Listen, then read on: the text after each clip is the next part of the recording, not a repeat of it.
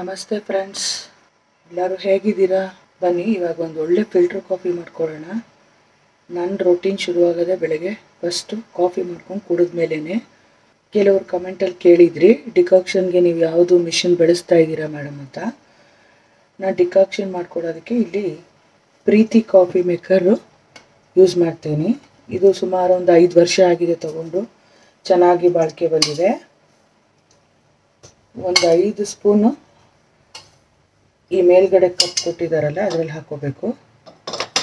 ತುಂಬ ತಿಕ್ಕಾಗಿ ತುಂಬ ಚೆನ್ನಾಗಿ ಬರುತ್ತೆ ಡಿಕಾಕ್ಷನ್ ಇದರಲ್ಲಿ. ನಾನು ಬಳಸೋ ಕಾಫಿ ಪುಡಿ ಬಂದು ಕೋತಾಸ್ ಯೆಲ್ಲೋ ಕಲರ್ ಪ್ಯಾಕೆಟ್ ಬರುತ್ತಲ್ಲ ಅದು. ಒಂದೊಂದು ಸತಿ ಅದು ಮಿಸ್ ಆದರೆ ಬ್ಲೂ ಲೀಫ್ ಅಂತ ಬರುತ್ತೆ ನೋಡಿ, ಬ್ರೂದು, ಅದನ್ನು ತಗೊಳ್ತೀನಿ. ಬಟ್ ಜಾಸ್ತಿ ಕೋತಾಸೆ ಯೂಸ್ ಮಾಡೋದು.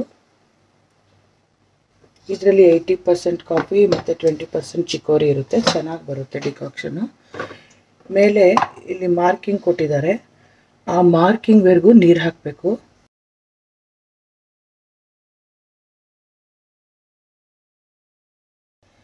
ವಿತಿನ್ ಒಂದು 5 ಮಿನಿಟ್ಸಲ್ಲಿ ಡಿಕಾಕ್ಷನ್ನು ರೆಡಿ ಆಗುತ್ತೆ. ಅಷ್ಟೊತ್ತಲ್ಲಿ ಹಾಲು ಕಾಯಲಿಕ್ಕೆ ಇಡೋಣ. ನಾನು ಬ್ಲೂ ಪ್ಯಾಕೆಟೇ ಯೂಸ್ ಮಾಡೋದು, ಯಾಕಂದರೆ ಇದರಲ್ಲಿ ಸ್ವಲ್ಪ ಫ್ಯಾಟು ಕಡಿಮೆ ಇದೆ ಅಂತ. ಇನ್ನೊಂದು ಆರೆಂಜ್ ಬರುತ್ತಲ್ಲ ಅದರಲ್ಲಿ ಏನಾಗುತ್ತೆ, ನನ್ನ ಸ್ವಂತ ಅಭಿಪ್ರಾಯ, ಅದರಲ್ಲಿ ತುಂಬ ಮೇಲೆ ಜಿಡ್ಜಿಡ್ಡಾಗಿ ಬರುತ್ತೆ. ಕಾಫಿ ಅಷ್ಟೇ ನಂಗೆ ಇಷ್ಟ ಆಗಲ್ಲ ಅದರಿಂದ. ಸೊ ನಾನು ಯಾವಾಗಲೂ ಬ್ಲೂ ಪ್ಯಾಕೆಟೇ ತೊಗೊಳ್ಳೋದು. ಇದು ಬಿಟ್ಟರೆ ಇನ್ನೊಂದು ಗ್ರೀನ್ ಬರುತ್ತೆ, ಅದನ್ನು ಒಂದೊಂದು ಸತಿ ಯೂಸ್ ಮಾಡ್ತೀನಿ. ಇದರಲ್ಲೂ ಕಾಫಿ ಚೆನ್ನಾಗಾಗುತ್ತೆ. ಕಾಫಿ ಮಾಡ್ಕೊಳ್ಳೋಕೆ ಮುಂಚೆ ಇವತ್ತಿನ ಬ್ರೇಕ್ಫಾಸ್ಟ್ ಏನು ಮಾಡ್ತೀನಿ ಅಂತ ಹೇಳ್ತಾ ಇದ್ದೀನಿ ನೋಡಿ. ನಿನ್ನೆ ನಿಮಗೆ ವಿಡಿಯೋದಲ್ಲಿ ಸಾಮೆ ಇಡ್ಲಿ ಹೇಗೆ ಮಾಡೋದು ಅಂತ ತೋರಿಸಿದ್ದೆ, ಸಾಮೆ ಮಿಲ್ಲೆಟ್ಟು. ಸೊ ಇವತ್ತು ಅದೇ ಹಿಟ್ಟಿಂದ ದೋಸೆ ಮಾಡ್ಕೊಳ್ಳೋಣ. ದೋಸೆನೂ ಮಾಡ್ಬೋದು, ಪಡ್ಡು ಮಾಡ್ಬೋದು, ತುಂಬ ಚೆನ್ನಾಗಾಗುತ್ತೆ. ಇವಾಗ ಹೆಲ್ತ್ ಕಾನ್ಷಿಯಸ್ ಇರೋರು, ವೆಯ್ಟ್ ಲಾಸ್ ಮಾಡೋರೆಲ್ಲ ಮಿಲ್ಲೆಟ್ಸ್ ಆದಷ್ಟು ಬಳಸಿ ಅಂತ ಹೇಳ್ತೀನಿ. ದೋಸೆಗೆ ಒಂದು ಒಳ್ಳೆ ಚಟ್ನಿನೂ ಕೂಡ ತೋರಿಸ್ಕೊಡ್ತೀನಿ, ಸಿಂಪಲ್ ಚಟ್ನಿನೇ. ಫಸ್ಟು ಕಾಫಿ ಕುಡಿದ್ಬಿಟ್ಟು ಆಮೇಲೆ ಅದಕ್ಕೆ ರೆಡಿ ಮಾಡ್ಕೊಳ್ಳೋಣ. ನೋಡಿ ಹಾಲು ಕಾಯಾಯಿತು. ಡಿಕಾಕ್ಷನ್ ಕೂಡ ನೋಡಿ ಎಷ್ಟು ಬೇಗ ರೆಡಿಯಾಗಿದೆ. ತುಂಬ ಸ್ಟ್ರಾಂಗಾಗಿ ಬರುತ್ತೆ. ಸಕ್ಕರೆ ಬಳಸೋದಿಲ್ಲ. ಸಕ್ಕರೆ ಇಷ್ಟಪಡೋರು ನಿಮಗೆ ಎಷ್ಟು ಬೇಕೋ ಅಷ್ಟು ಒಂದು ಸ್ಪೂನ್ ಹಾಕ್ಕೊಂಡು ಕಾಫಿ ಮಾಡ್ಕೋಬೋದು. ನೋಡಿ ಈ ಥರ ನೊರೆ ಸಮೇತ ಹಾಕ್ಕೋಬೇಕು, ಆವಾಗಲೇ ಕಾಫಿ ಒಳ್ಳೆ ಟೇಸ್ಟ್ ಬರುತ್ತೆ. ಹಾಲು ಚೆನ್ನಾಗಿ ಕಾದಿದೆ, ಡಿಕಾಕ್ಷನ್ ಫ್ರೆಶ್ ಆಗಿದೆ, ಕಾಫಿ ಮಾತ್ರ ಹೈ ಕ್ಲಾಸ್ ಆಗಿ ಬರುತ್ತೆ. ಇದು ಒಂಚೂರು ಕುಡಿದ್ಬಿಟ್ರೆ ಸಖತ್ ಎನರ್ಜಿ. ಕೆನೆ ಅಲ್ಲ, ಅದು ನೊರೆ ಬಂದುತ್ತೆ. ಫ್ರೆಶ್ಶು ಹಾಲು, ಫ್ರೆಶ್ಶು ಡಿಕಾಕ್ಷನು. ಸೊ ಕಾಫಿ ಅಂತೂ ಸೂಪರಾಗಿ ಬರುತ್ತೆ ನೋಡಿ. ಕರೆಕ್ಟಾಗಿ ಒಂದು ಗ್ಲಾಸು. ಹೇಗಿದೆ ಫ್ರೆಂಡ್ಸ್ ಕಾಫಿ? ನಿಮಗೂ ಕುಡಿಬೇಕು ಅನಿಸ್ತಾ ಇದೆಯಾ? ಮಾಡ್ಕೊಳ್ಳಿ ಎಲ್ಲರೂ.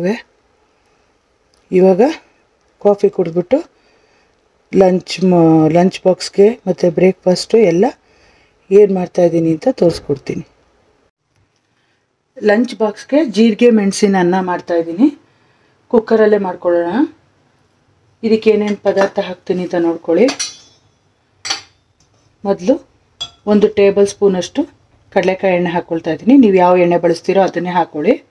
1 ಟೀ ಸ್ಪೂನ್ ಉದ್ದಿನಬೇಳೆ, ಒಂದು ಅರ್ಧ ಟೀ ಸ್ಪೂನು ಜೀರಿಗೆ, ಒಂದು ಅರ್ಧ ಟೀ ಸ್ಪೂನು ಮೆಣಸು, ಒಂದು ಚಿಟಿಕೆ ಇಂಗು. ಖಾರಕ್ಕೆ ಬ್ಯಾಡಗಿ ಮತ್ತು ಗುಂಟೂರು 2 ತೊಗೊಂಡಿದ್ದೀನಿ. ಬ್ಯಾಡಗಿ ಒಂದು 4, ಗುಂಟೂರು ಒಂದು 2. ನೀವು ಖಾರಕ್ಕೆ ಎಷ್ಟು ಬೇಕೋ ಅಷ್ಟು ತೊಗೊಳ್ಳಿ. ಜೊತೆಗೆ ಒಂದು ಫ್ಲೇವರ್ಗೋಸ್ಕರ ಹಸಿಮೆಣ್ಸಿನ್ಕಾಯಿ ಕೂಡ ಹಾಕ್ಕೊಂಡು ಹುರ್ಕೊಳ್ಳೋಣ.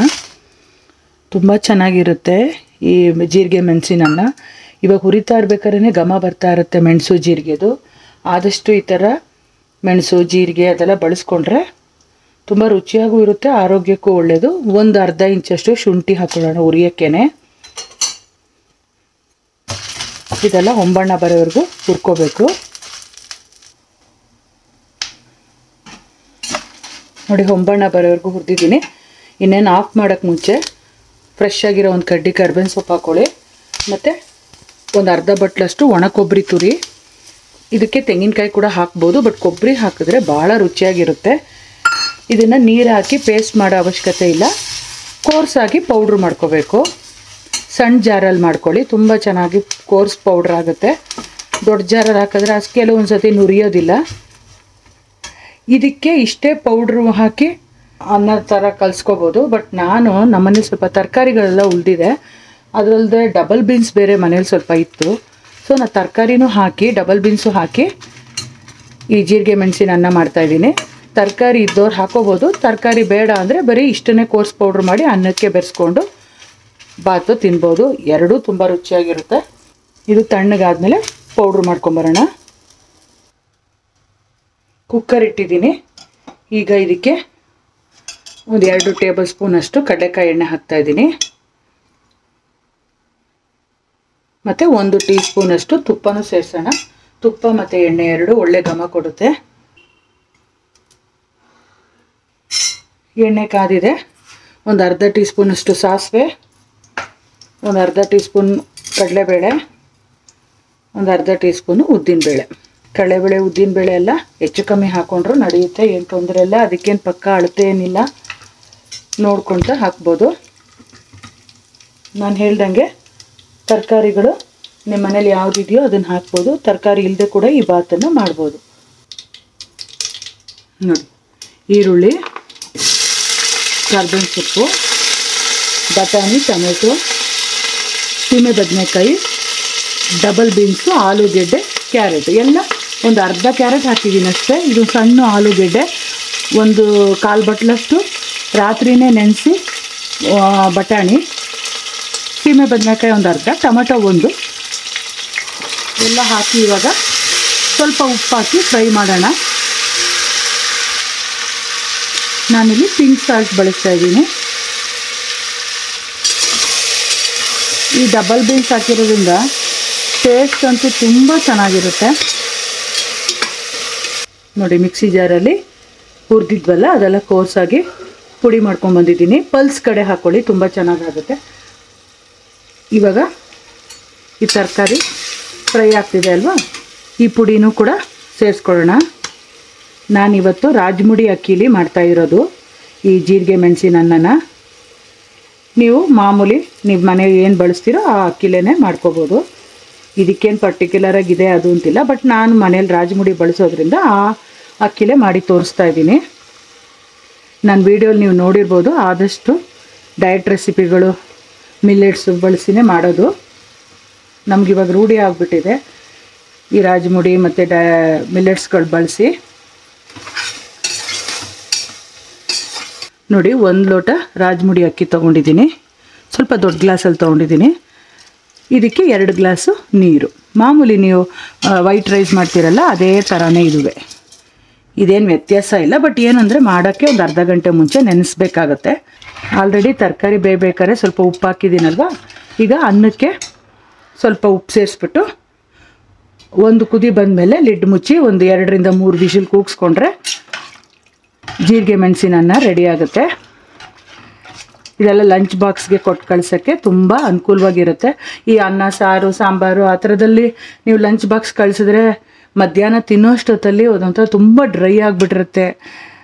ಮಕ್ಕಳಾಗಲಿ ದೊಡ್ಡವರಾಗಲಿ ಯಾರಿಗೇ ಆಗಲಿ ತಿನ್ನೋಕ್ಕೆ ಒಂಥರ ಆಗುತ್ತೆ. ಬಿಸಿ ಬಿಸಿ ಇದ್ದಾಗಲೇ ತಿನ್ನೋದು ಕಷ್ಟ. ಇನ್ನು ಆ ಥರ ಎಲ್ಲ ಕೊಟ್ಬಿಟ್ರೆ ಮಧ್ಯಾಹ್ನ ಬಾಕ್ಸ್ ಓಪನ್ ಮಾಡೋಷ್ಟೊತ್ತಲ್ಲಿ ಅವ್ರಿಗೆ ತಿನ್ನೋಕ್ಕೆ ಮನಸ್ಸು ಬರೋಲ್ಲ.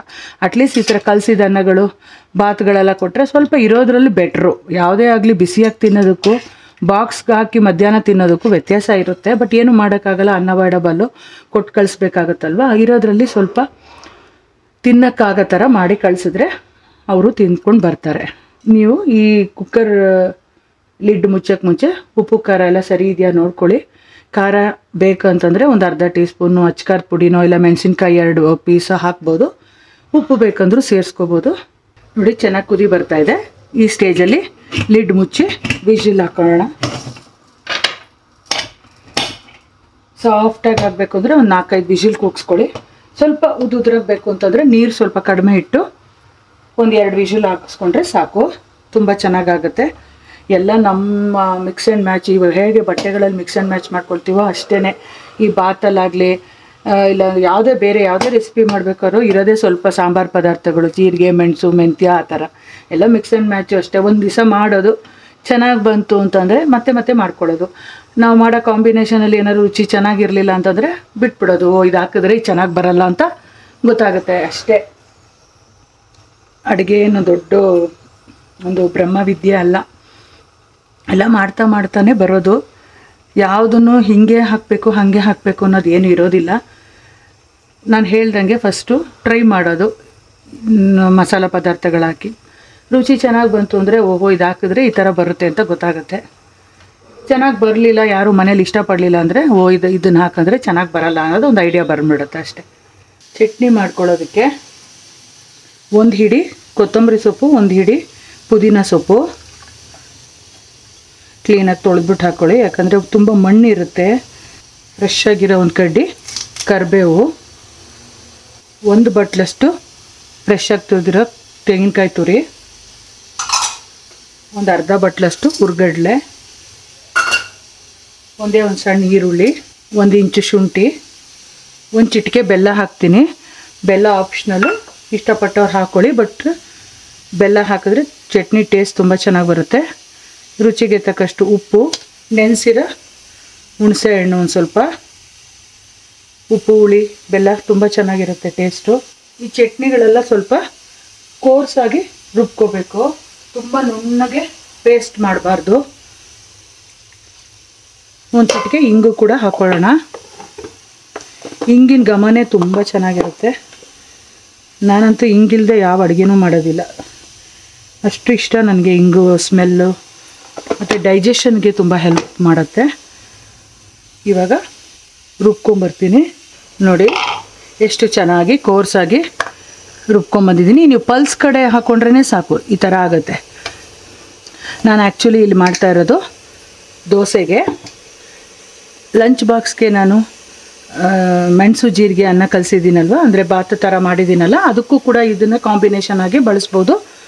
ಇಲ್ಲ ರಾಯ್ತ ಬೇಕು ಅಂದವರು ರಾಯ್ತ ಕೂಡ ಮಾಡ್ಕೋಬೋದು. ಒಗ್ಗರಣೆ ಇಷ್ಟಪಟ್ಟವರು ಉದ್ದಿನಬೇಳೆ ಸ್ವಲ್ಪ ಸಾಸಿವೆ ಒಗ್ಗರಣೆ ಕೊಡಿ. ಬಟ್ ನಾನು ಒಗ್ಗರಣೆ ಎಲ್ಲ ಹಾಕಲ್ಲ, ಆದಷ್ಟು ಎಣ್ಣೆ ಕಡಿಮೆ ಬಳಸಬೇಕು ಅನ್ನೋ ಉದ್ದೇಶದಲ್ಲಿ. ಮತ್ತು ಒಂದು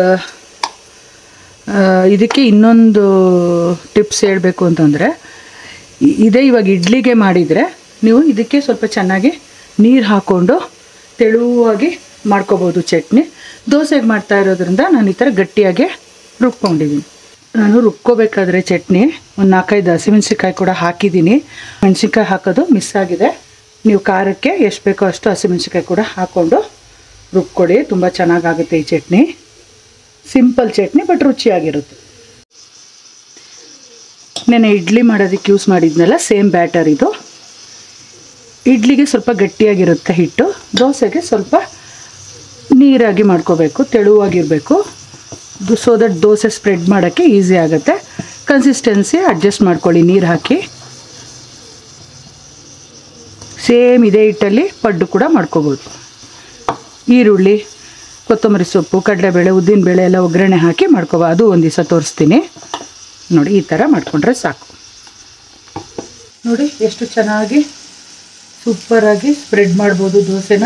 ವ್ಯತ್ಯಾಸ ಗೊತ್ತಾಗುತ್ತೆ ನಿಮಗೆ, ಅಕ್ಕಿಯಿಂದ ಮಾಡಿರೋದು ಮಿಲೆಟ್ಸಿಂದ ಮಾಡಿರೋದು ಅಂತ ಏನೂ ವ್ಯತ್ಯಾಸ ಗೊತ್ತಾಗಲ್ಲ. ಭಾಳ ಆರೋಗ್ಯವಾಗಿರುತ್ತೆ, ಚೆನ್ನಾಗೂ ಇರುತ್ತೆ. ಟೇಸ್ಟ್ ಅಂತೂ ತುಂಬ ಚೆನ್ನಾಗಾಗುತ್ತೆ. ಇದು